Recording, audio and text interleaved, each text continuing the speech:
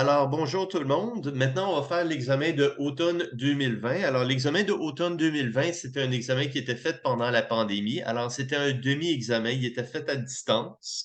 Il comprend bien la matière. Par contre, j'avais juste mis la moitié de la grandeur d'un examen normal, vu qu'il était fait à maison. Ce que j'avais fait à cette époque-là, c'est que j'avais fait plusieurs versions du même examen. J'avais un solutionnaire avec Excel. Alors, tout le monde avait des chiffres différents. Voici un extrait de cet examen. Alors, c'était les mêmes questions avec des chiffres différents pour tous les étudiants. Alors, la question numéro un, c'était une fusion-acquisition. Une entreprise veut se départir de l'une de ses filiales, une de ses lignes d'affaires. Donc, dans une fusion-acquisition, normalement, on a un acquéreur, une cible, et la fusion ensemble. Alors, A plus C est généralement moins grand que la compagnie fusionnée AC. Donc, ici, ce qu'on doit faire, on doit trouver la valeur de la compagnie fusionnée et la valeur de la compagnie sans la filiale. Et la différence entre les deux, ce serait une partie de notre question qui est probablement quelle est la valeur de la filiale pour la firme. Les ventes annuelles sont de 2,3 milliards. Les coûts variables sont de 60 60 des ventes. Les coûts fixes, 250 millions. La charge de dépréciation de 100 millions. L'entreprise est financée par 830 millions de dettes à 4 et par des actions ordinaires. Le rendement attendu des actions est de 9 le taux de croissance attendu est de 4 Alors ici, je dis que le taux de croissance alors G est de 4 Alors, il n'y a pas deux ou trois types de croissance, il y a juste une croissance perpétuelle. En se disposant de la filiale, la compagnie va perdre 500 millions de ventes, 100 millions de coûts fixes, 40 millions de charges de dépréciation. Après la disposition, l'entreprise pourrait renégocier sa dette existante existante à 3,5 Et pour les 4 prochaines années, le taux de croissance sera de 6 et de 5 par la suite. Les actionnaires s'attendront à un rendement de 9,75 Alors ici, une petite balle courbe que j'ai lancée. Pour la compagnie, actuellement, il y a un taux de croissance perpétuel de 4 Et pour la filiale, sans la filiale, qu'est-ce qu'il y aurait? C'est qu'on aurait un taux de croissance de 6 pendant 4 ans et de 5 par la suite. Donc, qu'est-ce qu'on fait? On commence pour la compagnie au point de départ, 2,3 milliards de ventes et 60 de ce montant-là, c'est les coûts des marchandises vendues. Alors, 1,38 milliard. 250 milliards de coûts fixes, alors c'est donné dans l'énoncé, qui nous donne notre profit opérationnel ou EBITDA. Notre charge de dépréciation est de 100 millions de dollars, qui nous donne notre bénéfice avant intérêts et impôts. On dit que la compagnie, elle est financée par... La compagnie, elle est financée par 830 millions de dettes à 4 Alors, 830 millions à 4 ben, c'est 33,2 millions d'intérêts par année. Et donc, le bénéfice imposable de la firme, c'est la différence. La compagnie, elle paye 30 en taxes, donc 30 du bénéfice imposable, c'est 161 millions, qui nous donne le bénéfice net. Alors ici, c'est le vrai bénéfice net, parce que depuis le début de la session, on met une charge d'intérêt de zéro. Pourquoi? On ne regardait pas le bénéfice net de la compagnie, on regardait le cash flow incrémental. Donc, si on met n'importe quoi avant et le même montant après, incrémental, ça ne changeait rien. Donc, on n'avait pas besoin de savoir la charge d'intérêt. Pour une fusion-acquisition, vu que l'argent va directement aux actionnaires, on a besoin de savoir quel est l'argent qui va aux actionnaires. Et donc, le bénéfice net est de 375 millions. On rajoute la charge de dépréciation et on a le cash flow de la dernière année qui est de 475 millions. Et la compagnie, par la suite, elle a une croissance perpétuelle de 4 Donc, si la croissance perpétuelle, elle est de 4 j'ai juste besoin de savoir le cash flow au temps 1. Pourquoi? La valeur de l'entreprise, elle est égale à la valeur actuelle de tous les cash flows. Et selon le modèle de Gordon, on sait que la valeur au temps 0 est égale à la valeur au temps 1 divisé par le taux d'intérêt moins G. Pour une action, le prix d'une action au temps 0 est égal au dividende au temps 1 divisé par I moins G. Alors, le cash flow au temps 1, alors ça, c'est pour une action. Pour une entreprise, la valeur d'une entreprise au temps 0, c'est le cash flow au temps 1, c'est-à-dire le cash flow au temps 0 avec, je crois, 4 de croissance, divisé par I moins G. I est égal à 9 I est égal à 9 et G est égal à 4, alors divisé par 0,05. Et ça nous donne la valeur de l'entreprise actuellement. Par la suite, on va regarder quelle est la valeur de l'entreprise si elle dispose de sa filiale. Alors, s'il y a une liquidation de certains de ses actifs. Si elle liquide ses actifs, sa filiale, elle va perdre 500 millions en vente, donc de 2,3 à 1,8 et 60 des coûts sont des coûts des marchandises vendues. Donc, 60 de 1,8 million, c'est 1,8 milliard, c'est 1,08 milliard. Les coûts fixes, on disait qu'ils étaient pour baisser de 100 millions. Alors, les coûts fixes, il y a 100 millions qui disparaissent. Et donc, on chute à 150 millions. Et donc, le EBITDA, les ventes moins les coûts variables, les ventes moins les coûts est égal à 570 millions. La charge de dépréciation, on dit que 40 millions de dépréciation en se disposant de nos actifs. Il y a 40 millions de crédits d'impôt qui disparaissent, donc on tombe à 60 millions, qui nous donne un bénéfice avant intérêts et impôts de 510 millions. On avait dit que la compagnie pourrait renégocier sa dette de 830 millions à 3,5 millions en disposant de la filiale. Et donc, la charge d'intérêt chute de quelques millions. Ce n'est pas là où est-ce que le gros de la valeur va être créé. Qui nous donne notre bénéfice imposable de 481 millions de dollars et la compagnie paye 30 en impôts, qui nous donne le bénéfice net des actions ordinaires. On rajoute la charge de dépréciation et ça nous donne le cash flow au temps 0 pour la firme. Maintenant, on dit que la firme, sans la filiale, va croître à du 6 pendant les 5 prochaines années et de 5 par la suite. Donc, on a besoin de calculer les 4 prochains cash flows en faisant croître le cash flow de 6 et le cash flow au temps 5, ben, ça va être le cash flow au temps 4 fois 1 plus 5 qui nous donne 521 millions. Maintenant, encore une fois, avec le modèle de Gordon, le prix aujourd'hui est égal au cash flow au temps 1 divisé par I moins G. Donc, le prix au temps 4 est égal au cash flow au temps 5 divisé par I moins G. La valeur de tous les cash flows du temps 5 jusqu'à l'infini, ben, c'est égal au cash flow au temps 5 divisé par I, qui était le nouveau taux est de 9,75 moins G, qui est 5 perpétuel. Et donc, ça nous donne notre valeur terminale au temps T est égal à 4. Encore une fois, pas 5, 4. Le prix au temps 4 est égal au cash flow au temps 5 divisé par I moins G. Et par la suite, j'ai cash flow 1, 2, 3 et 4.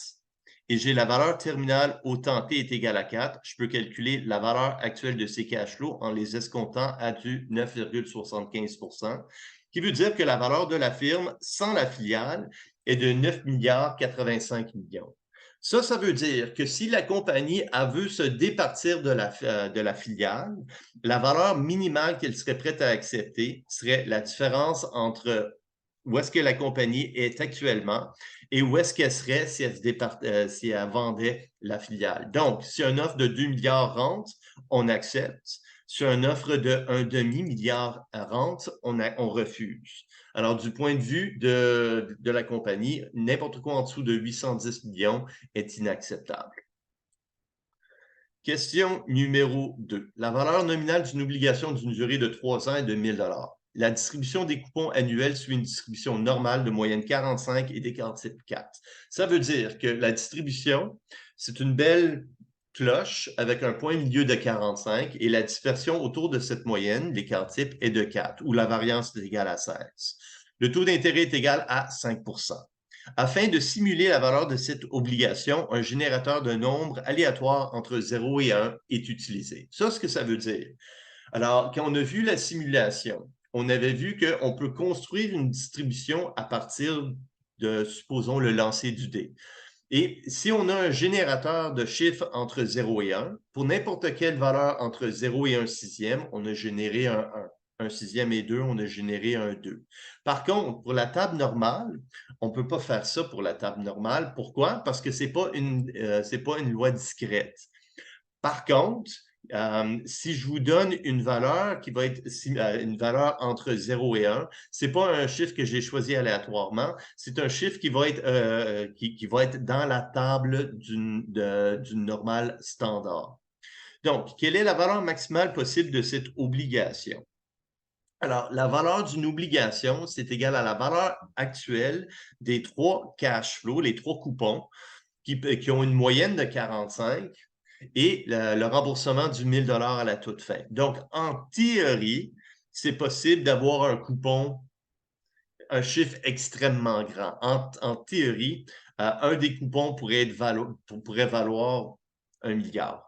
Je veux dire, c'est un chiffre très grand. Alors, en théorie, cette obligation pourrait avoir une valeur maximale de l'infini.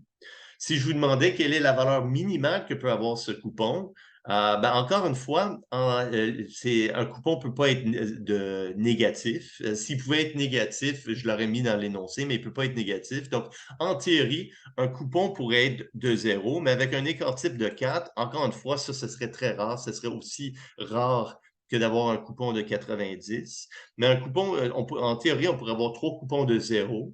Mais on va quand même recevoir le 1 000 et le 1 000 serait escompté à du 5 Alors, c'est le genre de question qui pourrait être posée. Quel est le prix théorique de cette obligation? Donc, le prix théorique de cette obligation, c'est la valeur attendue de l'obligation.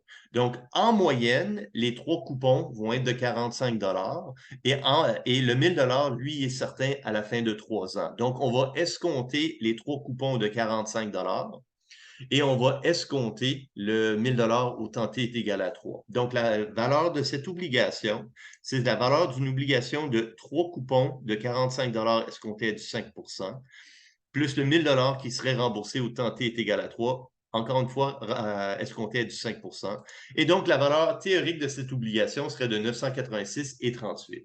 Maintenant, c'est possible que l'obligation vale 988 quand on connaît la valeur des obligations, mais on ne les connaît pas aujourd'hui. Alors, il y a 50 de chances que la valeur de l'obligation soit plus grande que 986,38 et 50 qu'elle soit plus petite. Alors, mais en moyenne, on s'attend à ce que le prix de l'obligation serait de 986,38. Quelle est la valeur simulée de l'obligation avec les nombres aléatoires suivants? Donc, les trois coupons, vous recevez des chiffres aléatoires entre 0 et 1. Maintenant, je vous dis que c'est une obligation que les coupons suivent une distribution normale. Pour ceci, il faut regarder dans la table du normal standard. Donc, pour le premier coupon, on a simulé un chiffre aléatoire entre 0 et 1. La réalité, c'est qu'il n'est pas choisi aléatoirement. C'est un chiffre qui va tomber directement sur la distribution d'une table normale. Donc, je vais commencer avec le 0.5120 et je vais vous dire pourquoi. Vous allez voir dans un instant pourquoi. J'ai simulé un chiffre entre 0 et 1 qui est égal à 0.5120. Donc, n'importe quelle distribution normale peut être convertie en normale standard.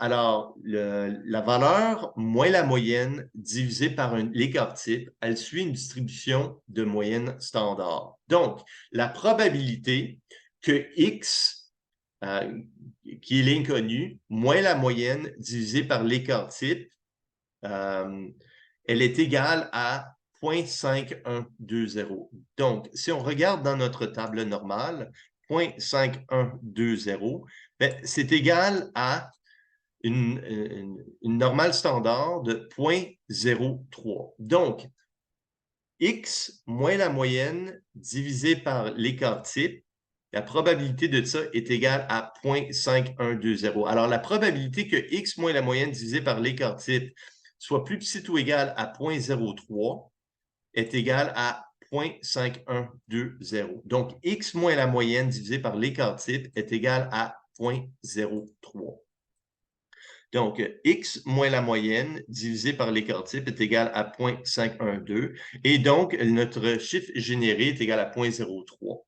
Donc, X moins la moyenne divisé par l'écart type est égal à 0,03. Donc, 0,03 fois l'écart type plus la moyenne, c'est égal à notre X. Donc, pour le deuxième coupon, on a simulé 45,12.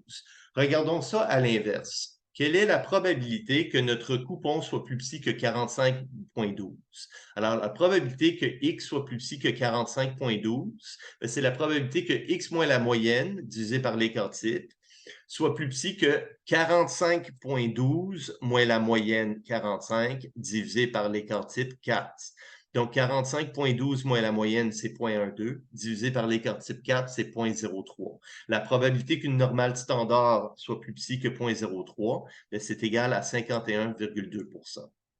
Pour cash flow 1 et pour cash flow 4, par contre, ici, il y a une petite astuce parce que la distribution du normal, elle est symétrique et vous avez juste la table normale qui va de 0 à, je pense, 3. C'est ça, de 0 à 3. Donc, vous n'avez pas les valeurs qui sont plus petites que 0,05. Mais ça ne dérange pas parce que vous savez que la distribution d'une normale standard, elle est symétrique.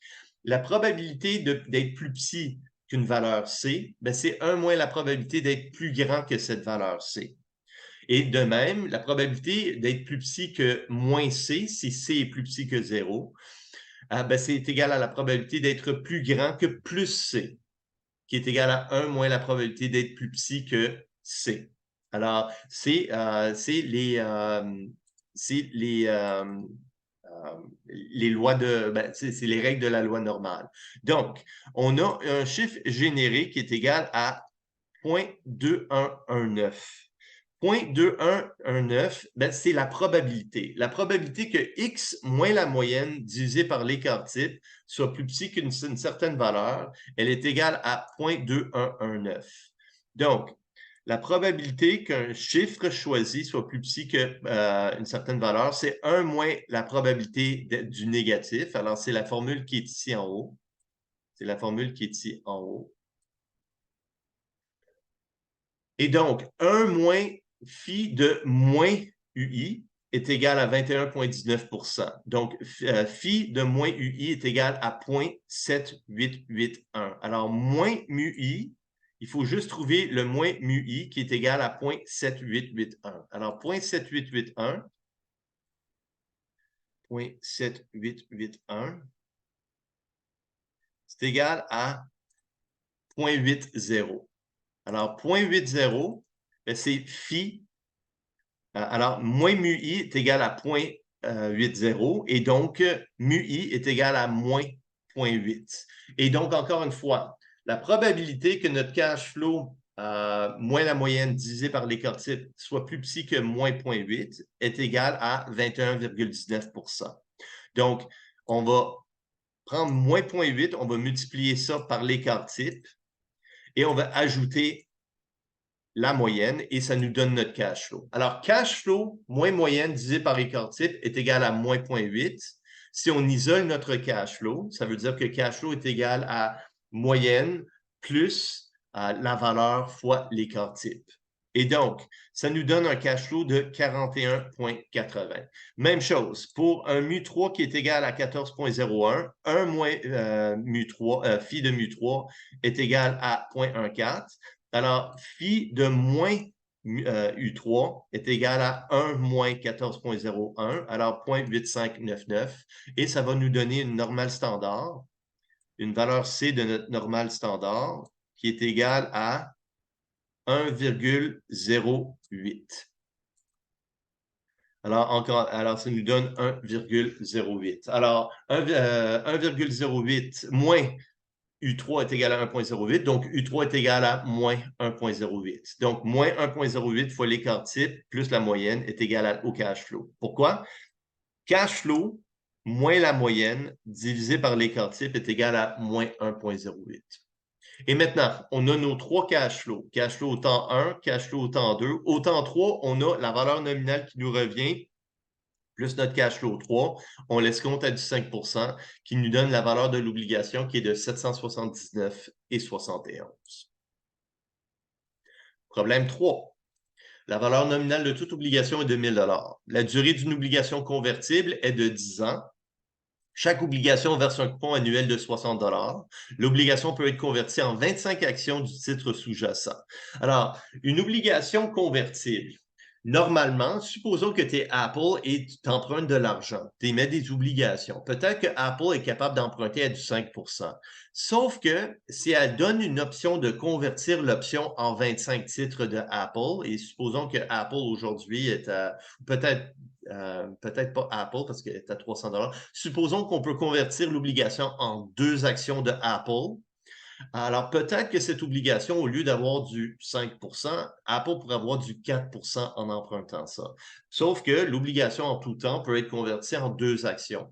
Même si l'obligation n'est pas convertie, elle doit au moins avoir le plus grand entre la valeur de l'obligation pure, ce qu'on appelle plain vanilla, et la valeur de l'option de conversion. Donc, si une action de Apple est actuellement à 600 $, 2 actions de Apple, c'est 1200. L'obligation devrait nécessairement au moins avoir 1200 de valeur, le prix. Donc, le prix de cette obligation est de 1303,67. Chaque obligation verse un coupon de 60 $. La durée d'une obligation non convertible est de 13 ans. Chaque obligation verse un coupon annuel de 50 $. Le prix de cette obligation est de 1154,54. Alors ici, ce n'est pas mentionné dans la question, mais normalement, on devrait comparer des obligations convertibles de 10 ans avec des obligations de 10 ans. Sauf que ici, on a juste des obligations de 13 ans. On suppose qu'il y a juste un taux d'intérêt sur le marché. La réalité, c'est que tu as plusieurs taux d'intérêt qui sont étalés à plusieurs durées. Ici, on va tout simplement simplifier la tâche, puis on va dire qu'il y a un taux d'intérêt pour la compagnie. Donc, on va regarder quelle est la valeur, quel est le taux d'intérêt pour la compagnie. Donc, c'est une obligation 13 ans qui verse des coupons annuels de 50 $ coûte 1154. Alors, la valeur de 13 obligations, 13 coupons annuels de 50 $ plus 1000 $ qui seraient remboursés dans 13 ans vaut 1154,54. Dans votre calculatrice, present value 1154,54, future value est égal à 1000, paiement est égal à 50, n est égal à 13, compute i, et ça devrait vous donner 3,50. N'oubliez pas de mettre present value en négatif si vous avez une des calculatrices qui a la caprice. Alors, de l'argent qui sort de vos poches, vous le mettez en négatif. De l'argent qui rentre dans vos poches, comme les coupons puis la valeur nominale, vous mettez ça en positif. Ça sort de vos poches, vous payez pour acheter l'obligation. Donc, le taux d'intérêt pour cette compagnie est de 3,5 %. On va regarder quelle est la valeur de l'obligation sans l'option de conversion. Quelle serait la valeur d'une obligation de 10 ans avec des coupons de 60 $? Donc, une obligation de 10 ans avec des coupons de 60 $ escomptés à du 3,5, c'est 10 paiements annuels de 60 $ plus 1000 $ remboursés dans 10 ans.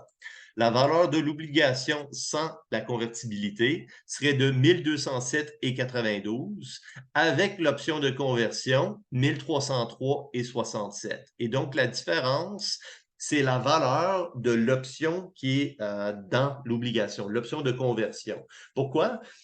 Si jamais le prix de cette compagnie-là, je veux dire, si le prix de l'action continue de grimper, supposons qu'à échéance, l'action de la compagnie est de 100 $. Ben, on est capable de convertir cette obligation qui vaut 1303 en 25 actions qui valent 100 $. Donc, la valeur nécessairement doit être au moins égale à 2500 si le prix de l'action est de 100 $. Si actuellement le prix de l'action est de 30 $, convertir, si on convertit l'obligation, on aurait juste 25 actions qui valent 750 $. Donc, on ne va pas convertir l'obligation. Mais l'option, il y a tout le temps, d'ici 10 ans, il y a un potentiel à la hausse.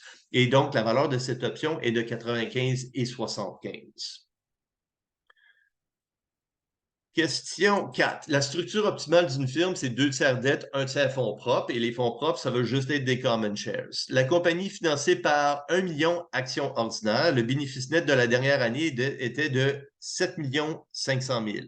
La compagnie verse un dividende de 4 $ par action. Donc, 1 million d'actions, $4 par action en dividendes. Elle a versé 4 millions en dividendes.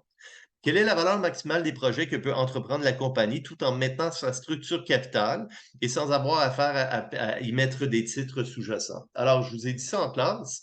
Émettre des actions, c'est mal perçu par une compagnie après le IPO. Même le IPO, généralement, les actionnaires vont vendre leurs actions pour la toute première fois quand ils pensent qu'ils peuvent avoir le maximum pour rentabiliser leurs actions de fondateurs. Comme Mark Zuckerberg, quand il a mis Facebook en 2012.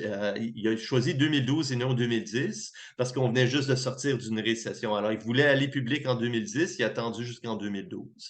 Donc, lui, il va faire ça au meilleur moment pour lui, l'actionnaire. Alors, par contre, quand tu émets des actions supplémentaires, c'est mal vu par le marché parce que tu dilues la base des actionnaires existants. Tous les profits existants sont bons sur plus d'actions, donc moins de profits par action. Donc, cette compagnie, elle va verser 4 millions en dividendes. Il lui reste 3 500 000 en fonds propres pour investir dans la compagnie. Alors, un tiers de la compagnie est financé par des fonds propres. Donc, pour chaque 1 de fonds propres, elle a 2 de dette. Donc, elle va emprunter 7 millions de dette. Et maintenant, la structure capitale va demeurer le même. Elle a fait 7,5 millions de profits. Elle a versé 4 millions en dividendes. Il reste 3 500 000 en fonds propres qui existent pour les actionnaires existants.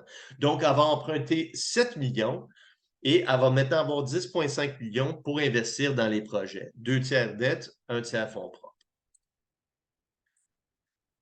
Et ça conclut l'examen de automne 2020, qui était un examen qui était court, mais encore une fois, c'était dû à la pandémie.